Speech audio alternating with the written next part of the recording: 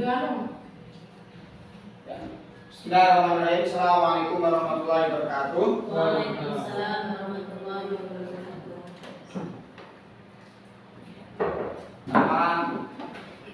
Saya mengucapkan terima kasih kepada ustaz-ustaz semua yang hari ini sudah bersedia menghadiri diseminasi modul 1.4 pendidikan guru penggerak angkatan 9 Kabupaten Boyolali. Jadi di guru penggerak itu sebenarnya ada total itu 10 modul. Dibagi menjadi 3, modul 1, 2, 3. Modul 1 itu ada 1.1, 1.2 sampai 1.4. Kemudian modul 2 itu dari 2.1 sampai 2.3. Begitu juga dengan modul 3. Nah, untuk yang berkaitan dengan diseminasi ini nanti adalah modul 1.4 di tema budaya positif. Nah, sebenarnya tema ini sudah pernah disampaikan juga di calon guru penggerak sebelumnya, yaitu Pak Patmo dan Pak Ahmad. Pernah Pak? Kalau Pak Patmo dulu saya mengikuti dan filenya masih ada. Nah, kalau yang ini saya enggak, saya buat sendiri. Karena kalau masa itu kadang kita itu tidak menggambarkan utuh yang kita sampaikan, kadang mikir meneh. Jadi saya membuat sendiri.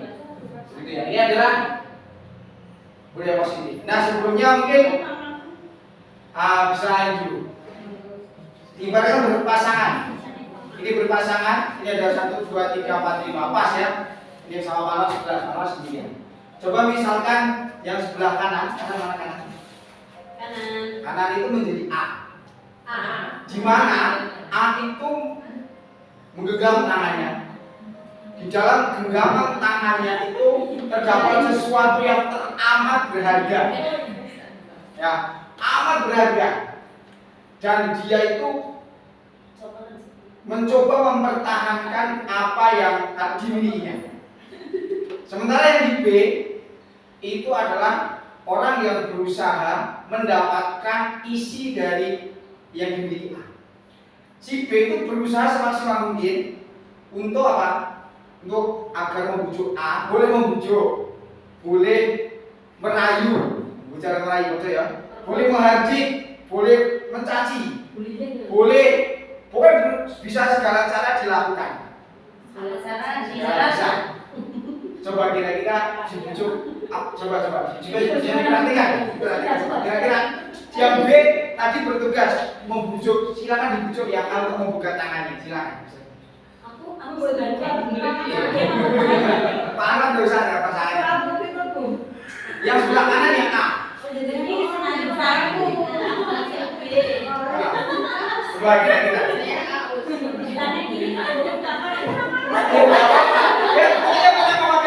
Bagaimana si B berusaha mencari cara agar A membuka tangannya dan si B terserah, si A itu terserah mau seperti apa.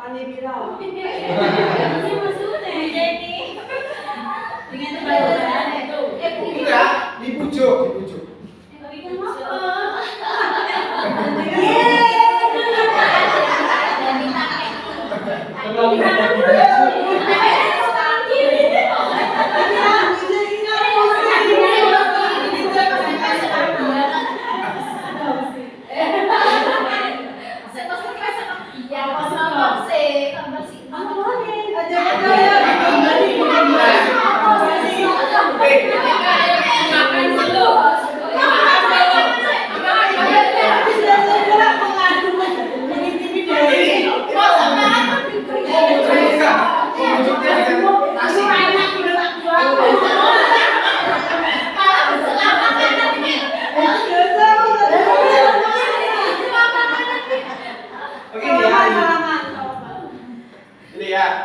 Ini tadi instruksinya ini kegiatannya. Ada yang buka tangannya enggak?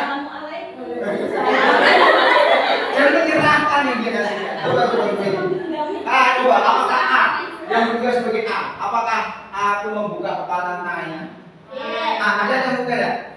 Oke, membuka. Apa alasan Bu Dini membuka kepala tangannya? Nah tadi dibujuk apa nggak sampai kayak ini?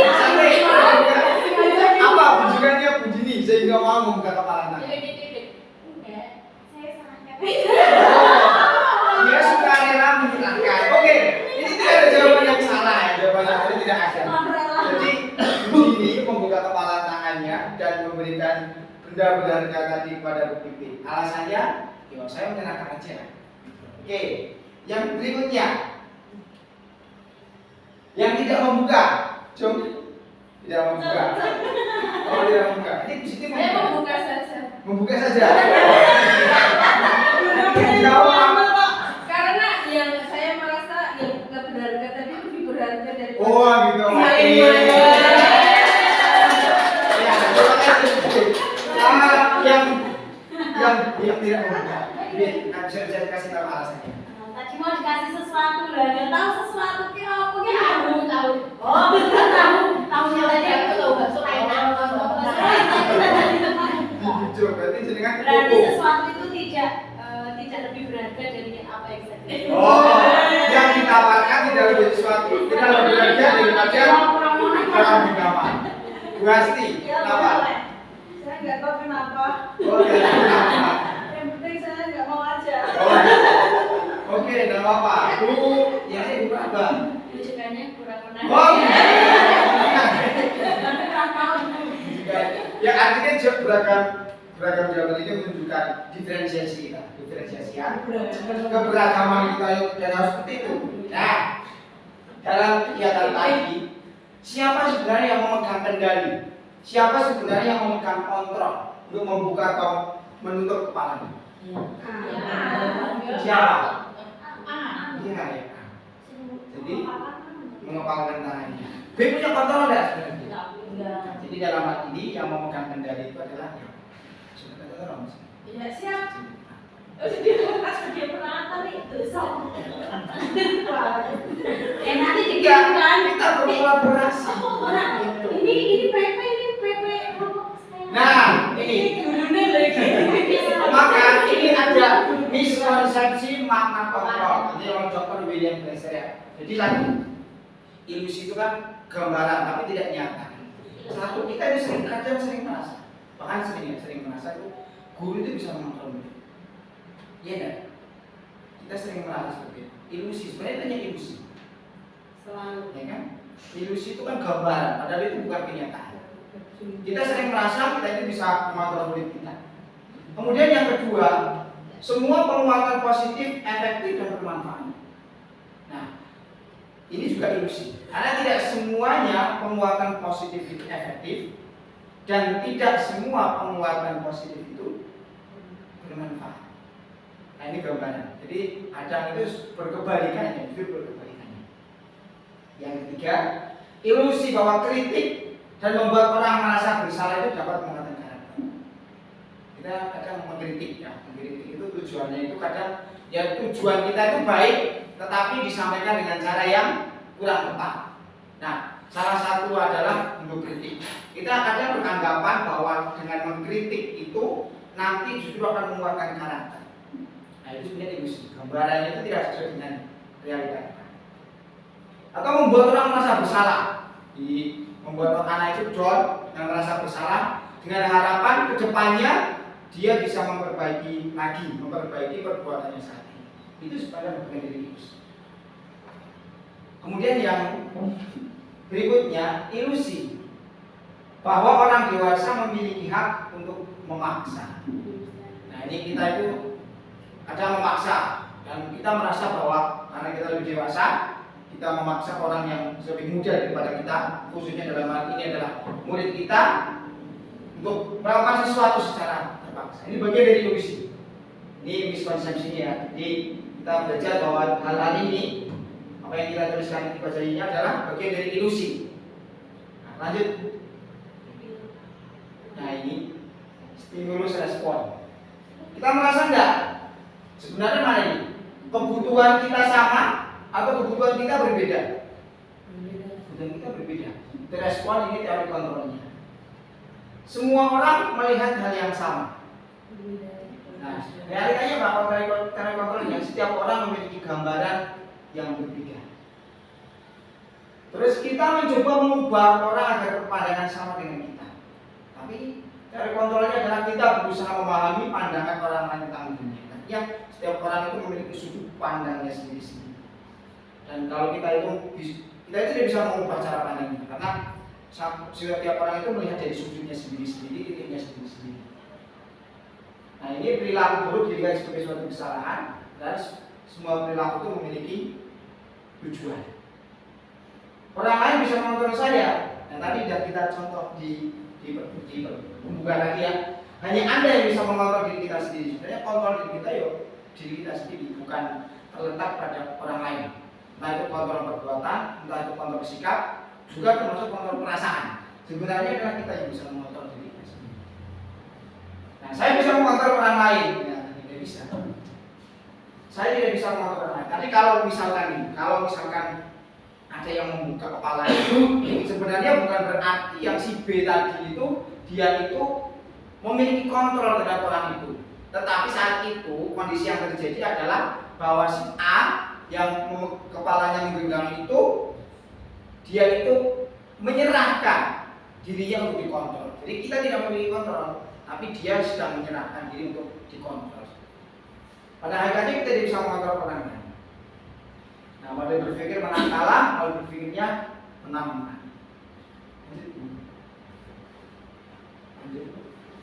Nah, makna disiplin. Apa makna disiplin? Yang kita pahami makna disiplin itu apa?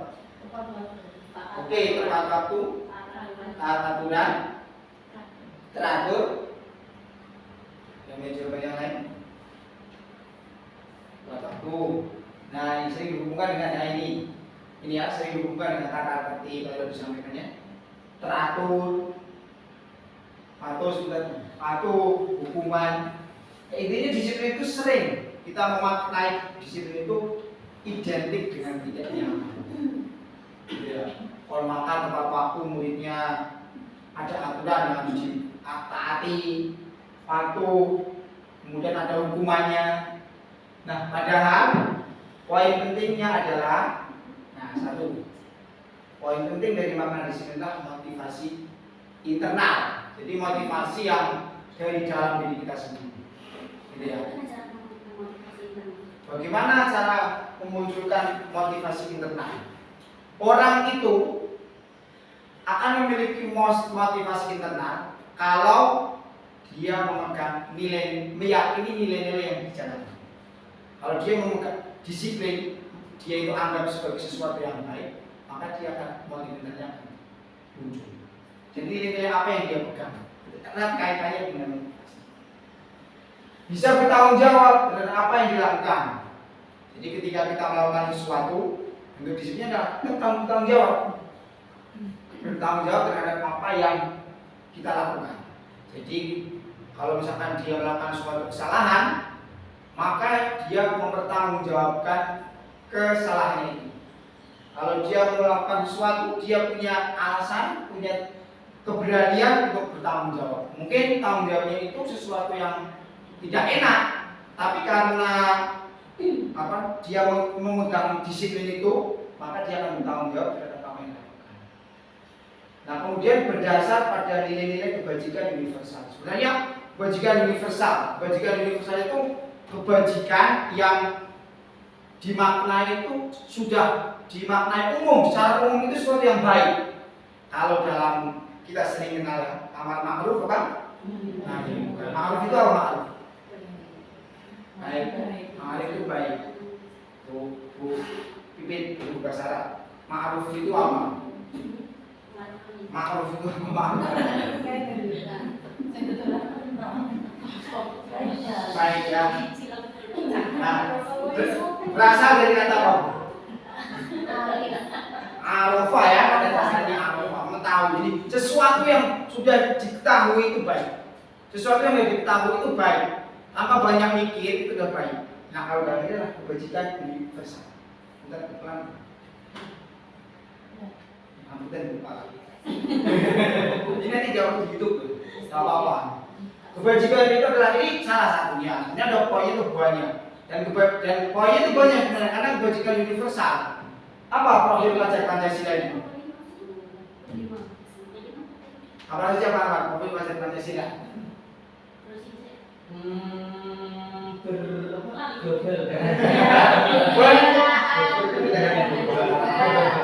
Terus mandiri. Terus kolaboratif. Ya itu. Jadi itu walaupun kemarin kalau kemarin itu ya ada kritik dari sedikit dosen ya, itu katanya iya pelajar. Jadi ada sedikit kritik katanya kebinekaan global itu takutnya itu nanti kenapa tidak ke Pancasila, kenapa disebut itu takutnya nanti dan itu ada nilai-nilai yang justru masuk misalkan LGBT kan itu global, jadi kita menghargai itu salah satunya itu ada kritik salah satu dosen.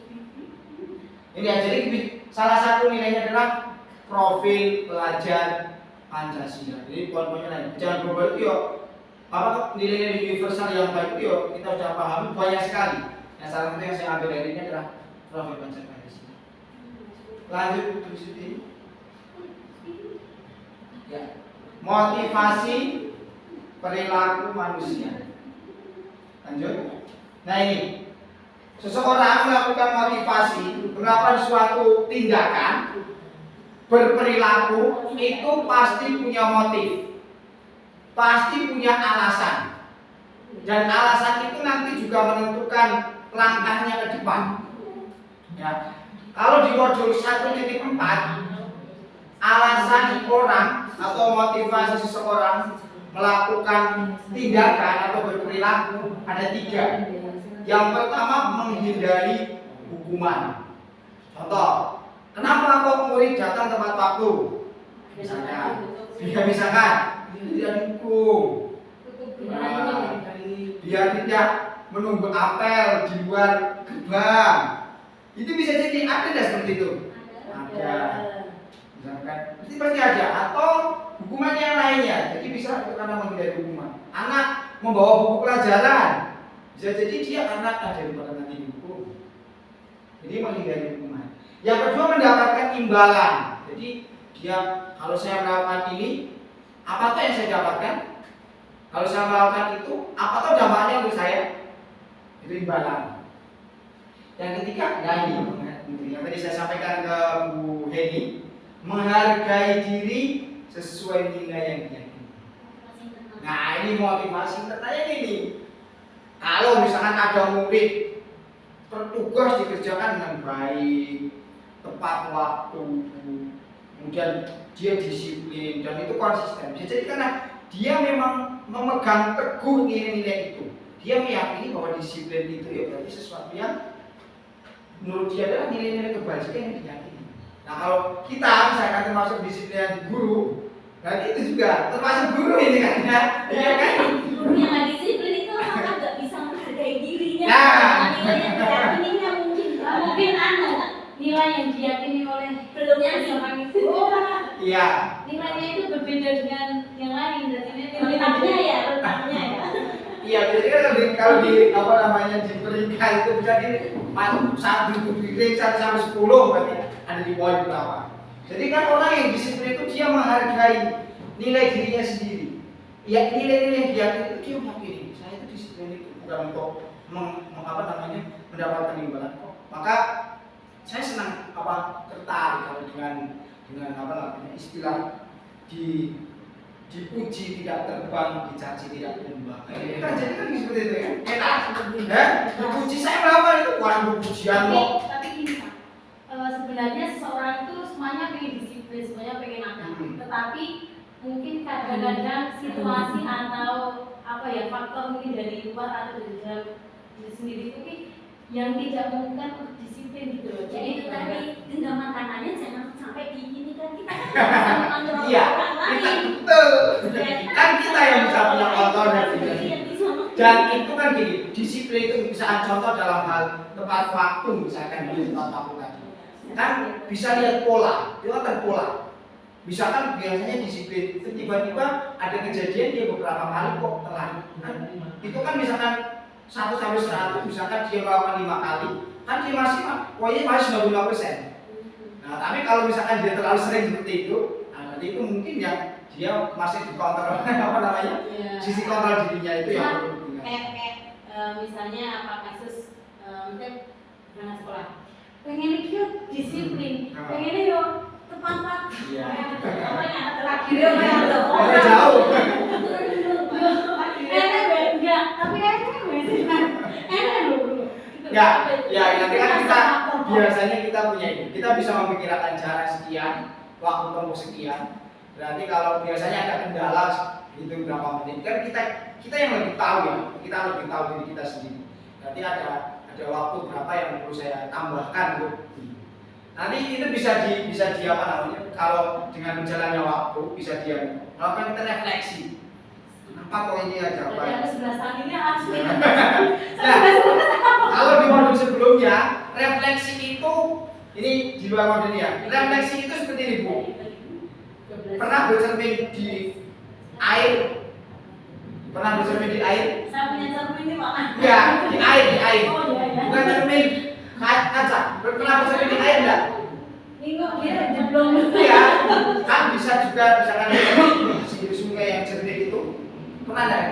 Kira-kira bagaimana cermin itu bisa memantulkan diri kita? Itu faktornya apa? Faktornya apa? Karena airnya Karena satu airnya tenang, ya kan? Maka bercermin refleksi itu seperti kita bercermin harus bercermin airnya tenang juga. Kalau di airnya yang tenang. Kalau airnya berombak kan nggak bisa kita bercermin dengan memanggulkan wajah kita.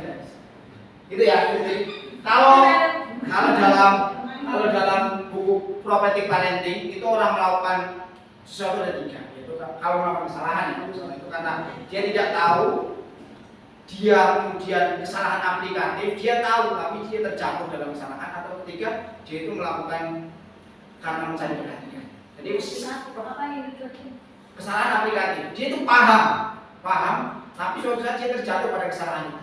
Kalau yang pertama kan dia kan nggak paham kalau dia itu. Paham ya terus. Yo kita kan nggak dihukumi sesuatu yang kita tidak paham, tapi kita dituntut untuk belajar, gitu ya. Makanya kalau kita nggak tahu, setelah itu kita punya kewajiban untuk Nggak tahu sama lupa itu. lanjut. Lupa. Oh iya, silakan. Monggo. Nah ini hukuman, konsekuensi, segitiga restitusi. Kelingannya maaf. Apa kira-kira ini? Sebentar saja ini. Kira-kira apa perbedaannya ini? Apa hukuman? Apa konsekuensi? Kalau mana udah tahu, mana itu? Atau dan yang terakhir segitiga restitusi. Kemarin kita di pas modul titik 1.4 ini juga ada salah satu praktik segitiga restitusi. Ada penerapannya nanti kan. Apa ini hukuman? Kira-kira apa ini? Bu Novi, berapa? Hubungan itu yang tidak sesuai aturan. Hukuman itu yang tidak sesuai aturan. Oke. Konsekuensi itu kan sudah kamu sudah memilih itu dan kamu tidak mentaati, jadi konsekuensinya harus Harus ada. karena dia sudah memilih pilihan tersebut. Sudah memilih pilihan. Tidak Ya. diatur. Oh ya, berarti dia sudah menyepakati itu dan harus terjadi. Apalagi yang punya pendapat. Di sini ada pendapat. Hukuman itu menyakitkan. Hukuman itu menyakitkan. Oke. Konsekuensi. Konsekuensi menyakitkan apa? Ya, konsekuensinya sudah yang terjadi. Nah, ya harus terjadi. Ya, lanjut di slide berikutnya. Nah, ini. Hukuman, konsekuensi, segitiga restitusi.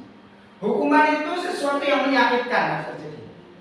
Sifatnya itu menyakitkan. Ya, kan kita sering cenderung hukuman itu sifatnya itu menyakitkan. Kalau konsekuensi itu harus terjadi. Tadi dari sebuah Bu Novi, kalau konsekuensi itu kita sudah menyepakati sesuatu, tapi kita tidak meleset dari apa yang kita sepakati, maka harus terjadi. Nah, kemudian kalau restitusi itu pilihan, karena diberikan pilihan-pilihan untuk apa yang kita lakukan. Hukuman itu tidak nyaman untuk murid, benar tidak nyaman. Untuk jangka panjang, itu tidak baik, tidak nyaman. Kelingan, dihukum, kelingan, di misalkan Kalau bagus. malah menghapus. Masih kecil ya, Masih kecil ya, masih kecil.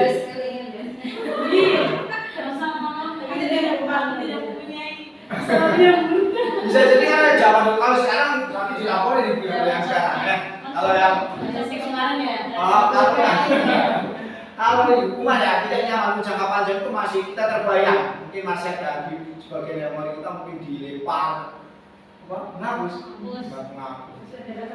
Kalau konsekuensi, ya itu tidak nyaman untuk anak, tidak nyaman untuk anak, tapi hanya dalam jangka waktu pendek. Anak tahu ya manusia nggak seperti ini, berarti konsekuensinya ini. Yang saya langgar ini berarti harus terjadi memang. Nah kalau restitusi itu menguatkan anak untuk jangka waktu yang panjang, karena diberi pilihan. Kalau melakukan kesalahan, nanti ada contohnya. Melakukan kesalahan, apa yang nanti melakukan? Nanti di slide. Naren. Ya, Betul. Gimana? Naren banyak itu naren. Naren. Naren itu apa? Nanti. Nah, hukuman korban mendapatkan keadilan. Kalau konsekuensi korban bisa diabaikan, korban mendapatkan keadilan. Murid anak tersakiti, hukumannya ini murid atau anak tidak nyaman, dibuat tidak nyaman konsekuensi. Memang kalau dia itu ada rasa tidak nyaman, tapi jangan pendek tadi ya. Nah, murid atau anak kalau restitusi itu mendapatkan penguatan, jadi dikuatkan. Nah, kemudian perilaku pasif agresif itu meningkat. Karena tadi bisa jadi terbayang hukuman itu membuat dendam. Bisa jadi ada dendam. Bisa jadi ada rasa sakit hati. Maka itu justru akan menimbulkan perilaku yang agresif atau justru malah pasif. Nah, kemudian kalau konsekuensi penguatannya hanya bertahan dalam waktu pendek. Kalau restitusi itu masalahnya nanti terpecahkan. Maka dari tiga hal ini yang paling kira-kira berarti yang restitusi hanya Pak ya itu memang harus istilahnya korban ya, maksudnya gimana Thomas bisa mengambil istilah korban, maksudnya si korban apakah anak sebagai melanggar hukuman, anak yang tadi yang mendapatkan konsekuensi restitusi atau hukuman itu sebagai korban dari tata tertib atau apa, maksudnya bisa diistilahkan dengan korban. Misalkan contoh kasus dua anak bertengkar, satu yang memulai, satu sebagai pelapor, satu sebagai korban. Nah itu nanti bagi dia menjadi korban itu kalau hukuman mendapatkan keadilan yang punya apa? Lanjut Bu. Nah ini ya, ini hukumannya. Tidak terencana, hukuman itu tidak terencana. Secara tiba-tiba kamu melanggar hukumannya gini, kamu melanggar hukumannya, dan itu bisa berubah dari waktu ke waktu. Bisa jadi tergantung mood. Gitu guru, gitu hukuman, tidak Bu? Bisa. Kasusnya sama, tapi bisa jadi hukumannya berbeda. Dan itu tidak ada dalam rencana. Tidak ada standar. Karena standarnya adalah sesuai dengan gurunya masing-masing, sesuai yang menghukum. Kalau konsekuensi itu sudah terencana, karena ada konsekuensi seperti ini, konsekuensinya ini, seperti ini, konsekuensinya ini. Nah kalau sedikit itu siswa itu tahu salah bikin. Oh, saya itu habis melakukan ini, seperti itu. Kemudian murid tidak dilibatkan dalam hukuman itu, murid sendiri tidak dilibatkan. Jadi tahu-tahu kok dihukum ini, misalkan perhati masjid dihukum nulis, misalnya itu guru tidak melibatkan siswa dalam membuat itu. Kemudian kalau konsekuensi ada kesepakatan nanti. Kemudian satu arah, sifatnya satu arah. Jadi guru hanya lebih cenderung bersifat berperan sebagai subjeknya, murid itu sebagai objeknya. Kemudian tanpa ada kesepakatan, anak tersakiti. Kalau konsekuensi itu tadi ya sudah dibahas bareng-bareng. Ada yang dibahas bareng-bareng sama anak berkaitan dengan konsekuensinya apa. Kemudian tidak nyaman dalam jangka pendek, tadi juga sudah disebutkan. Dalam jangka pendek itu tidak nyaman, tapi dalam jangka panjang itu anak itu akan memetik hikmahnya. Guru memonitor, memantau. Kalau sebagai restitusi, siswa tahu apa kesalahannya tadi sudah. Yang kedua, siswa tahu kesepakatan yang dilanggar. Siswa tahu apa yang harus dilakukan. Jadi intinya satu, anak tahu, oh saya itu melakukan kesalahan ini. Oh, hal ini yang saya langgar. Kesepakatan ini yang saya langgar. Kemudian anak itu kan karena dia ada diskusi, anak jadi tahu apa yang harus saya lakukan untuk menebus kesalahan saya. Lanjut. Nah, ini dihukum oleh penghargaan. Apakah selamanya penghargaan itu baik? Baik nggak selamanya? Konsep hukum namanya penghargaan itu dalam beberapa hal justru kadang bisa menjadi hukuman. Jadi tidak selamanya penghargaan itu adalah baik. Nah, penghargaan itu pengaruh jangka pendek, jangka panjang. Mungkin jangka pendek iya, tapi jangka panjang itu nanti kalau terlalu, jadi motivasinya itu nanti bukan motivasi internal lagi, tapi motivasi seorang itu untuk mendapatkan melakukan sesuatu itu karena dia berharap penghargaan. Kalau penghargaan tidak ada, ya saya bisa jadi nanti dia akan berhenti. Maka dalam jangka panjang itu nggak efektif, merusak hubungan. Ada anak yang dikasih penghargaan, ada yang enggak. Kadang itu menimbulkan ini. Karena yang di kelas itu ya, paling dipuji terus. Penghargaan itu kan tidak harus materi, ujian itu juga berbentuk apa? Iya. Kemudian penghargaan, nah kalau ini berdasarkan riset, kalau mengurangi kecepatan, menurunkan kualitas, mematikan kreativitas, itu berdasarkan riset. Jadi ada penelitian, mahasiswa yang diberikan penghargaan untuk melakukan sesuatu sama yang tidak. Ternyata nanti hasilnya itu justru dalam waktu tertentu itu justru ini. Anak-anak yang diberikan penghargaan, diberikan sesuatu itu justru mereka itu mengurangi kualitas apa yang harus mereka kerjakan. Kemudian mematikan kreativitas. Jadi kreativitasnya menurun. Jadi motivasi internalnya itu menjadi berkurang. Padahal motivasi internal itu yang harus kita bangun sejak awal ya, agar mereka itu melakukan sesuatu itu dengan nilai-nilai yang diyakini. Gratifikasi. Gimana? Gratifikasi. Merusak. Iya. Penghargaan ini. Penghargaan itu menghukum. Makanya gini, coba penghargaan itu menghukum. Misalkan dua anak berprestasi, berkejar-kejaran dalam hal nilai dan yang lainnya di kelas. Kemudian kita di akhir semester memberikan ranking, ya, semangat belajar ini. Duk, si A ranking 1, si B ranking 2, nilainya hanya terpaut 1. Kira-kira yang dapat ranking 2 itu adalah satu penyesalan enggak? Ada merasa wah, ada merasa enggak? Iya, pasti gitu. Makanya jadi dia kurang bergembira dibandingkan yang ranking 30 misalkan ya. 30 happy, dia senang dengan dunianya. Ya. Iya, karena tidak terbuka nih, tapi justru aduh kok enggak ranking 1. Padahal nilainya hanya terpaut 1. Nah, ada benar. Dia makan ranking itu sebenarnya ya, ada itu enggak baik. Tapi bisa jadi dapat ranking 30 itu kurangnya motivasi. Jawabannya sih. Ya.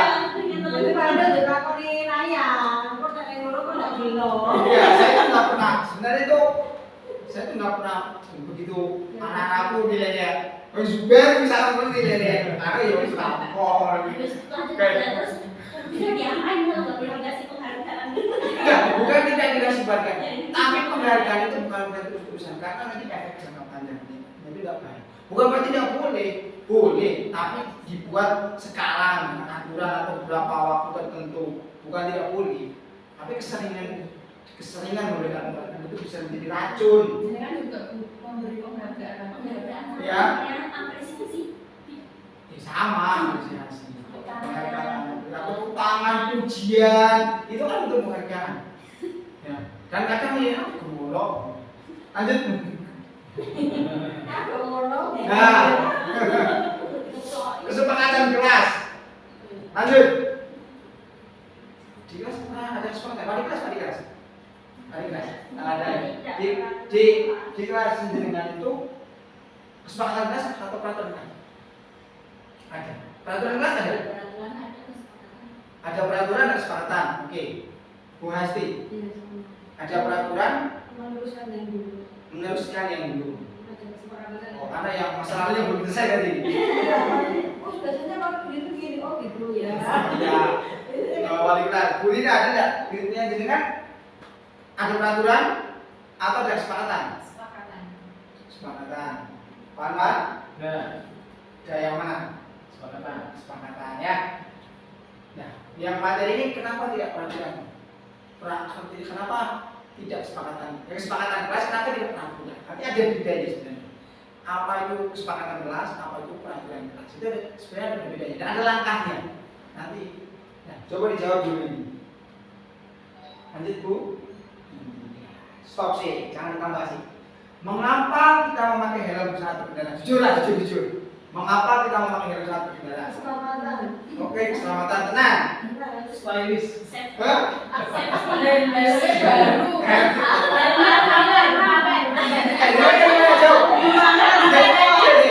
Jangan yang rupanya jauh. Jujur.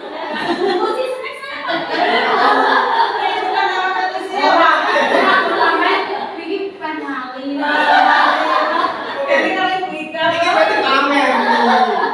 Beda yang rupanya jauh. Dia pakai helm ke sekolah karena apa? Nah, peraturan lagi. Ini peraturan keselamatan. Wah, sore apa? Ini pakai helm datang ke sekolah. Kenapa? Oh, dia nggak kehidupan. Iya, begini. Ya, memang kita itu gini. Tadi kalau kita itu memakai karena keselamatan, itu berarti ada nilai kebajikan, nilai yang di dalam itu dibalik pemakaian helm itu kita dapat. Kalau misalkan peraturan, berarti kalau hanya peraturan, berarti aku guru nggak usah. Kadang kita sering dengar itu ya, kalau guru nggak orang sama helm, menggunakan karena helm itu bukan hanya terkait aturan. Kalau ada polisi tenang aja. Maka saya itu kalau sekolah itu sering pakai helm. Terus setiap hari kalau pas pakai motor ya, guru tak guru ini kok mau helm. Karena aku tahu kan alasannya. Jadi kan aku yang channel atau cewek-cewek. Orang gak naik karena kayak nambah sih gitu terus. Iya, mana juga di guru penggerak. Juga mantu. Lanjut Bu. Nah, mengapa kita mencuci tangan sebelum makan? Kesehatan. Cinta bukan. Karena PHBS. Nasinya kering nggak ada airnya. Masuk akal tidak? Perilaku hidup bersih dan Perilaku hidup bersih, tadi kesehatan. Oke, jadi ini ya. Ini nanti ada hubungannya dengan kesepakatan kelas. Lanjut Bu. Nah, keyakinan kelas ya, kesepakatan keyakinan kelas. Lanjut Bu. Nah ini, kalau kita membuat keyakinan kelas, itu ada langkah-langkahnya. Yang tadi keyakinan kelas itu berbeda dengan peraturan kelas. Langkahnya yang pertama itu, mari kita di lokakan itu praktek. Praktek itu tulis peraturan sebanyak-banyaknya di kelas, di masuk. Tidak boleh makan saat pelajaran. Tidak harus membawa buku sesuai pelajaran. Petugas piket harus melaksanakan piketnya. Nah, tidak boleh terlambat. Sepatu ditaruh. Nah, ini peraturan yang tulis. Yang kedua Bu, ubah peraturan menjadi keyakinan kelas. Contoh, contohnya, tidak boleh terlambat. Maka nanti bisa tidak boleh terlambat. Maka keyakinannya kelas bisa menjadi aku siswa yang disiplin. Kami siswa yang disiplin. Itu keyakinan kelasnya. Kalau aturannya gitu. Terus misalkan menaruh sandal pada raknya, bisa diganti dengan kami anak yang rapi. Seperti itu, menaruh sandal pada raknya. Anak yang rapi. Kemudian bisa tadi kayak memakai tadi mencuci tangan sebelum makan. Berarti kami guru yang menjaga kebersihan, bukan ceroboh. Jadi diubah. Jadi bahan bakunya tadi adalah peraturan kelas, kemudian peraturan itu diubah menjadi keyakinan kelas. Lanjut Bu, yang ketiga, nilai kebajikan dari keyakinan kelas. Aku misalkan tadi ya menaruh barang pada tempatnya, itu berarti kayak nilai kebajikannya adalah rapi, disiplin, kami masuk tepat waktu. Nilai kebajikannya adalah disiplin. Nah, seperti itu. Kemudian berikutnya, nah ini bisa membuat tabel. Buat tabel Y yang tampak dan yang tidak tampak. Misalkan yang tampak itu di masuk tepat waktu, ini di sini terlambat. Ada yang tampak dan yang tidak tampak. Andi, biasanya ada satu yang terlupa. Nah, apa? Dari peraturan itu kan banyak kata-kata negatifnya. Dari kan tadi belum sampai. Oh iya, menggunakannya kalimat yang positif. Jadi peraturan jangan menaruh buku sembarangan, itu juga. Jadi diubah kalimatnya kalimat yang positif. Keyakinan itu kan sesuatu yang keyakinannya ini menjadi sesuatu yang positif. Lanjut Bu. Nah ini terus apa tugasnya? Tugas murid itu apa? Dibuat tugas gurunya itu apa? Kemarin jadi di loka karya 2 kemarin praktik membuat seperti ini. Jadi pertama nulis keyakinan kelas dulu, kemudian apa peraturan kelas dan merubah menjadi keyakinan kelas, nilainya apa, buat tabel, dan terakhir tugas guru apa, tugas guru. Lanjut Bu. Nah contoh keyakinan kelas ini contoh. Setiap anggota kelas perlu belajar. Setiap anggota kelas perlu senang. Setiap anggota kelas perlu melakukan tugas. Saling menghargai. Berpikir bersikap positif. Menjadi diri terbaik. Percaya dan menghormati orang lain.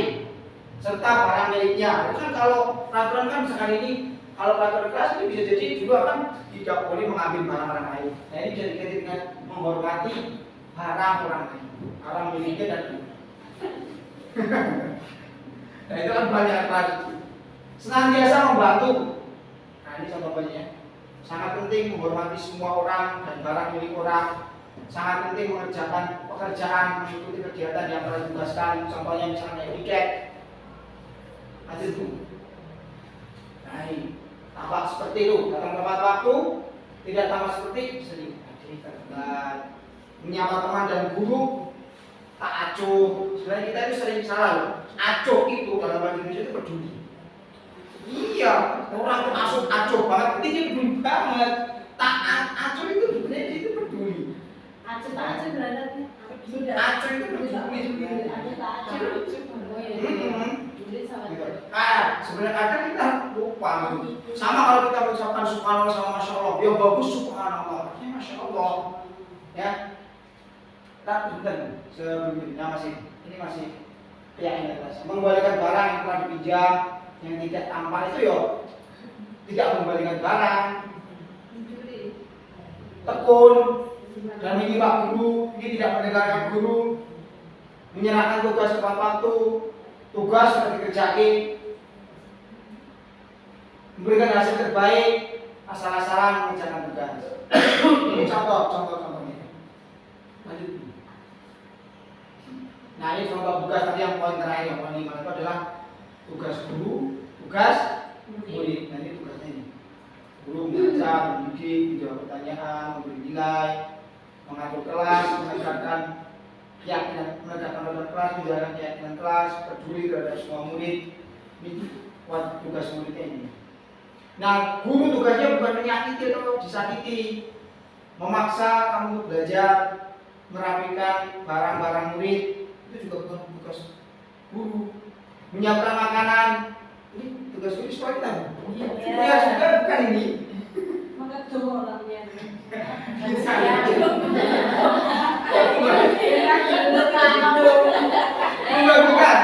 Bukan makanannya. Nah, tugas guru adalah bukan merusak barang, melakukan tugas guru yang lainnya, memutuskan untuk teman kamu. Ya maksudnya. Memutuskan. Wow, lanjutin. Gimana buat datang? Ada tambah. Oh, ya ini standar C ya. Nah, ini kebutuhan dasar manusia. Jadi manusia itu memiliki 5 kebutuhan dasar. Lanjut. Oke, mulai tampilnya para penyelenggara Pak Anwar ini kayak pesen-pesenan ini. Yang pertama itu adalah bertahan hidup. Ya pasti ya, bertahan hidup itu mesti kebutuhan yang utama kita ya. Ini bertahan hidup. Upayakan bahkan mungkin kalau orang yang terancam nyawanya sekalipun, maka misalkan dia bisa menukar dengan apa yang dia miliki pokoknya untuk bertahan hidup. Dia pokoknya hidup itu menjadi ya bertahan hidup, dia bisa makan dan lainnya. Itu adalah kebutuhan primer. Kemudian diterima dan kasih sayang. Kadang bukan masalah apa ya, kalau kita itu melakukan sesuatu dan kita itu diterima di sebuah lingkungan, itu kan ada rasa nyaman kan? Nah itu juga, kalau orang tidak diterima di lingkungannya pasti dia akan merasakan kegundahan dan kesedihan.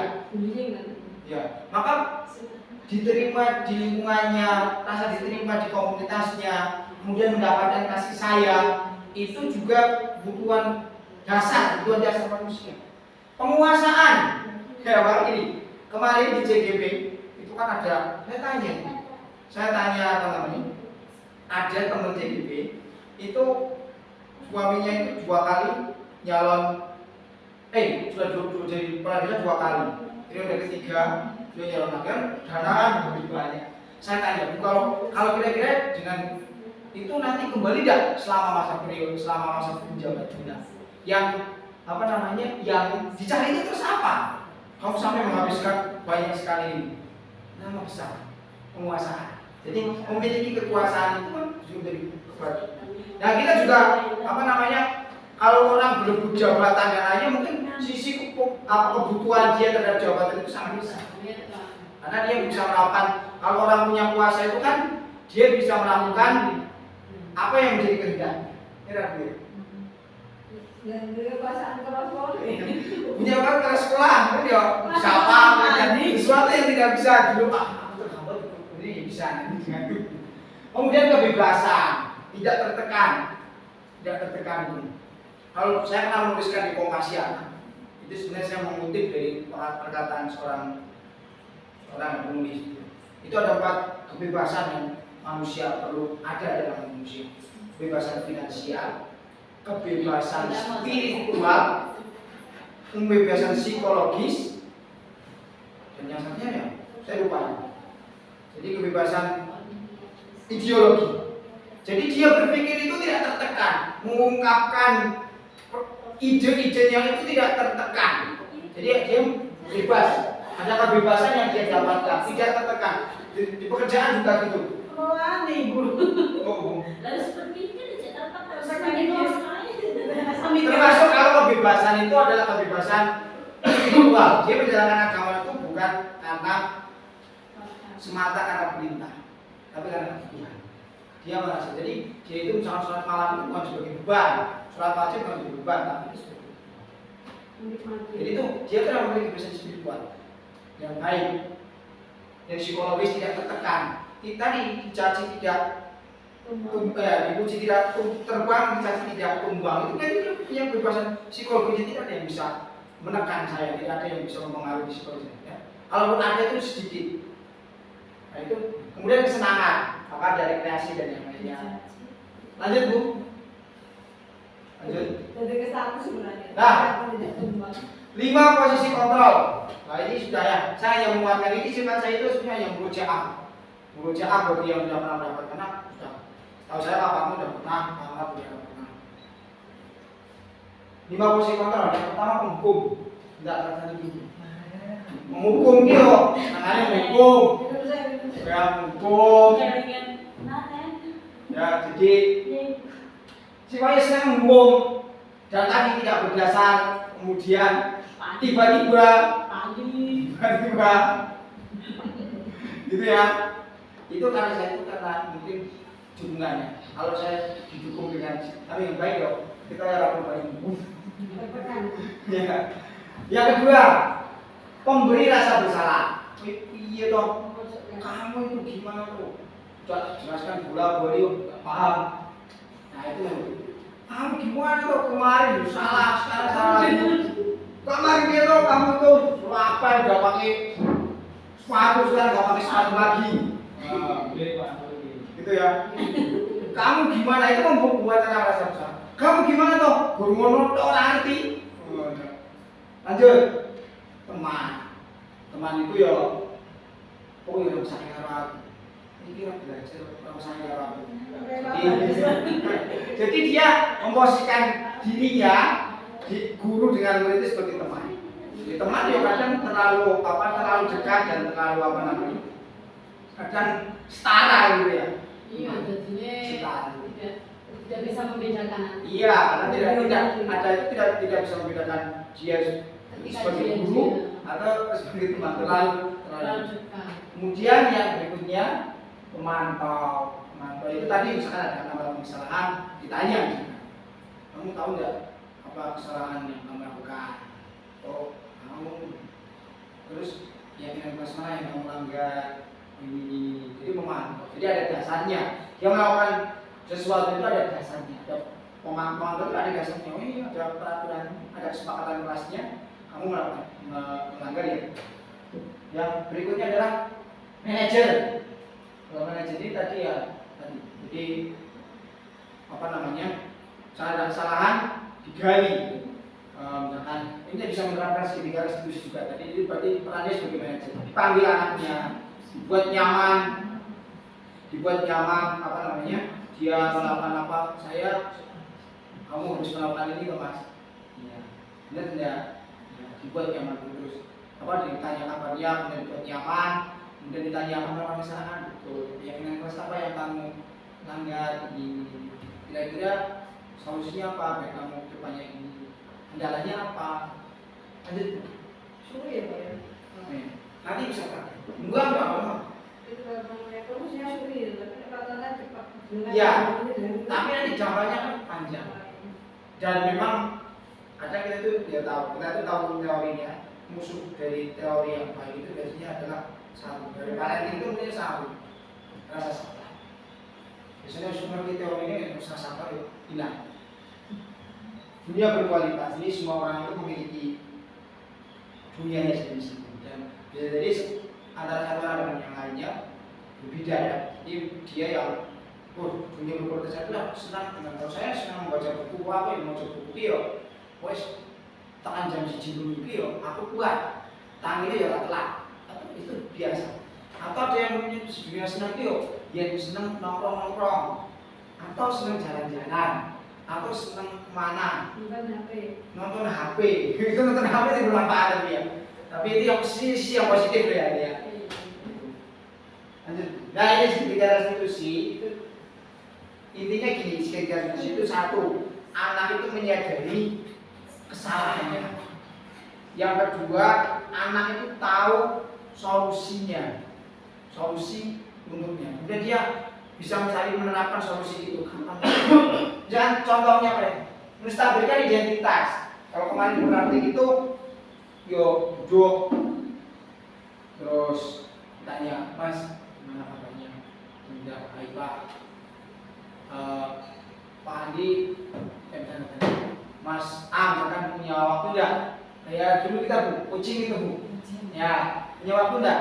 Ya 10 menit gitu. Oh, punya Pak. Boleh Pak Andi ngobrol 10 menit dengan Mas A. Jadi ini kan udah. Kalau dulu alurnya itu pengkondisian, target, realita. Begini apa? Oleh-oleh suka pengkondisian, target, realita. Ini apa ini? Keyakinan. Komitmen apa ya? Komitmen. Ya, kondisinya sudah stabil. Validasi tindakan, Mas. Gini. Tadi dapat laporan dari teman sekelas. Katanya Mas A ini tidak membawa buku pelajaran. Guru B juga melaporkan katanya pas pelajaran kamu malah karena nggak bawa buku pelajaran kamu mengganggu temennya. Validasi tindakan. Iya betul Pak. Betul. Oh gitu ya. Berarti tidak salah ya laporannya ya. Iya betul Pak. Nah, itu kan dia mengakui salahnya, validasi tindakannya sama. Kemudian menanyakan keyakinan. Kira-kira kalau Mas tidak membawa pelajaran itu keyakinan Mas apa yang teranggar? Disiplin Pak. disiplin, oh, tidak membawa buku ya disiplin. Terus kira-kira solusinya gimana biar buku pelajarannya itu dibawa? Mungkin nanti entah bu, anak itu kan mencari solusinya sendiri. Terus kira-kira mulai diterapkan kira-kira kapan? Itu ya. Jadi itu dampaknya dia tahu, dia tuh tahu salah, anak tuh tahu salah, tapi kemudian menjadi tahu solusinya. Kalau langsung hukum ya. Terus berikutnya. Nah ini ya. Jadi bisa praktik. Kalau nanti segitiga restitusi, ini mas ini kita kurang. Jadi segitiga restitusi itu nanti jam terbang itu mempengaruhi. Dulu ketika pelatihan di Purwokerto, saya musik di Pak Bodo itu, coaching lebih, tapi kan bertahap. Pokoknya kalau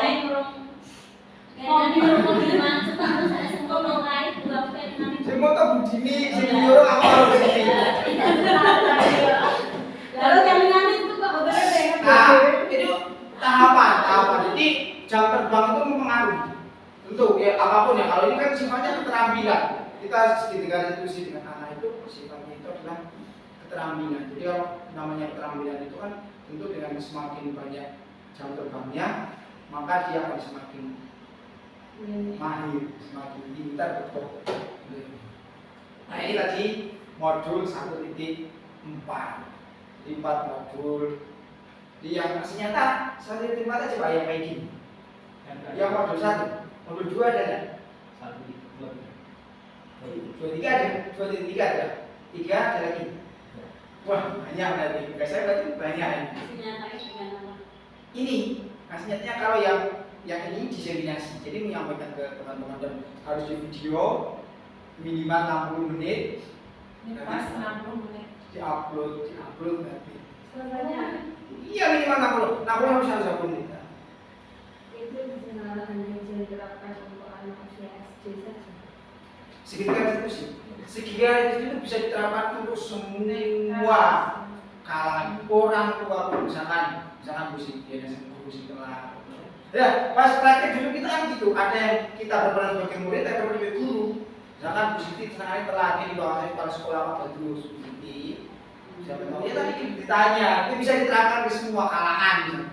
Tapi kalau di sini nggak pernah terapkan, praktek ya. Di situ orang praktek kan anak gue udah terlalu daerah nama-nama. Jadi segitiga. Jadi mungkin anak buahnya kan bereaksi kepada semuanya. Jadi ini orang itu sudah diperhatikan. Datang di sisi perhatian Bu. Kurang apa tadi? Kembali ke pribadi tadi itu. Motivasi internalnya. Motivasi internalnya. Jadi bisa diterapkan di termasuk misalkan kita ke anak kita atau yang lainnya itu bisa. Jadi tadi sebenarnya guru penggerak itu yo enak, hanya mindset banget.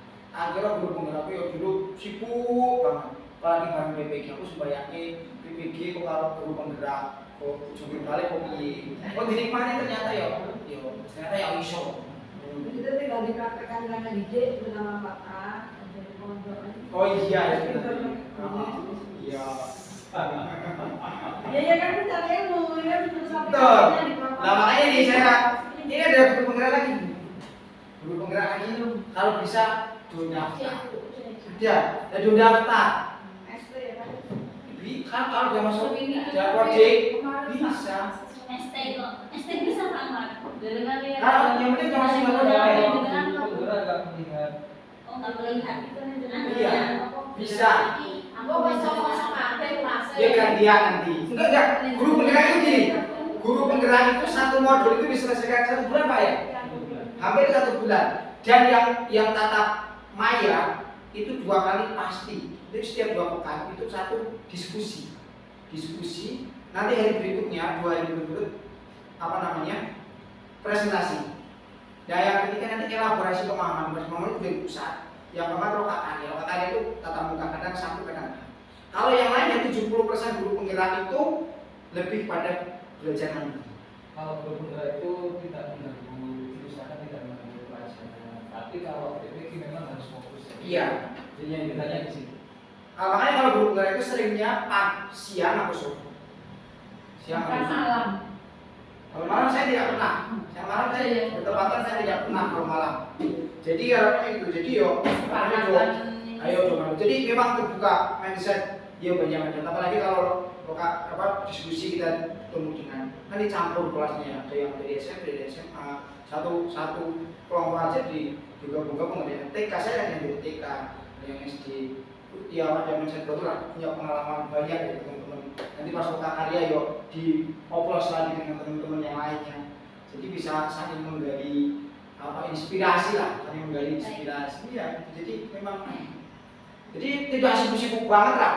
Jadi kalau ini ya salah satu yang saya rasakan yang paling panjang mengerjakannya ini. Kalau saya malah gini, karena saya itu dengan PPG, saya di modul sebelumnya tak kerjakan 2 hari semua, tak kerjakan semua, tak lembur.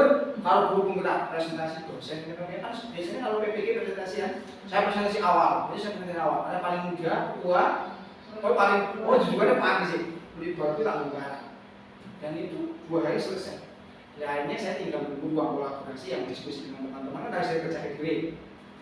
Tapi kalau begini, ini ya karena video jadi agak panjang ya. Jadi ya teman-teman bisa untuk ikut guru penggerak. Ya banyak sih ya. Ibu ya, dia disamani barang loh, apa nih orang kayak gini. Kalau kakaknya ya disamani. saya sama bergerak.